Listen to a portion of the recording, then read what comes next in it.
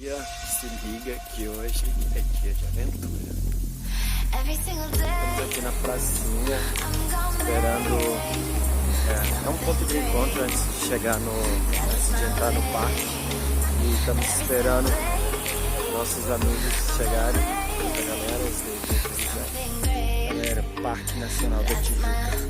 Aqui tem tanta coisa que fica até difícil falar pra vocês, mas hoje a gente tá indo, nós vamos no Bico do Papagaio, quem nós encontramos aqui, nossos amigos da trilha.